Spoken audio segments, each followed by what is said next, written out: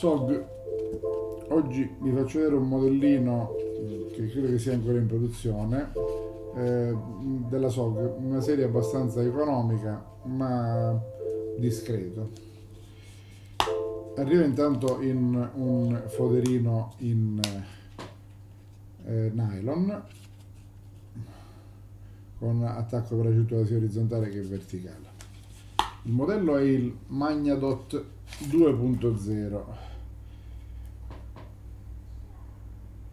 modello molto semplice con manicatura in FRN, fibra di vetro rinforzata con nylon e fibra di vetro rinforzata. Da questo lato abbiamo il marchio del costruttore SOG, apertura ad una mano, backlock.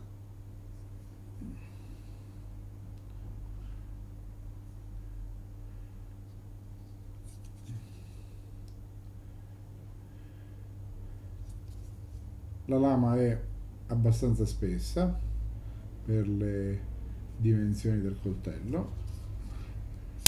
La forma della lama è proprio una forma classica di SOG.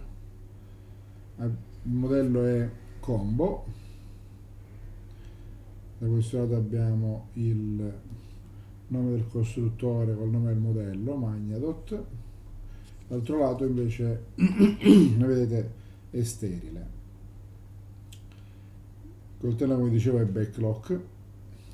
Ovviamente parliamo di una serie abbastanza economica, produzione Cina, però apertura e chiusura hanno un bello scatto.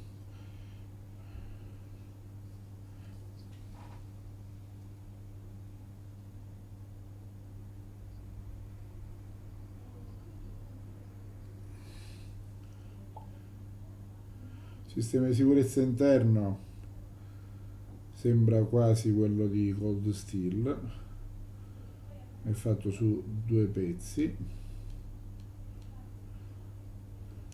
Comunque lo scatto, come sentite, è abbastanza buono. Si impugna abbastanza bene questo tipo di manicatura, sia per la forma che per la zigrinatura, offre un ottimo grippaggio. Le dimensioni sono un po' più di EDC, 21 cm di lunghezza e lama da 90 mm. È ottimo per utilizzo caccia, pesca, qualcosa di questo. Fate conto che sono modelli abbastanza economici, 35-40 euro di costo, però devo dire che va molto molto ben fatto. Se volete prendere qualcosa e non spendere tanto, è un ottimo modello. SOG Magnadot 2.0.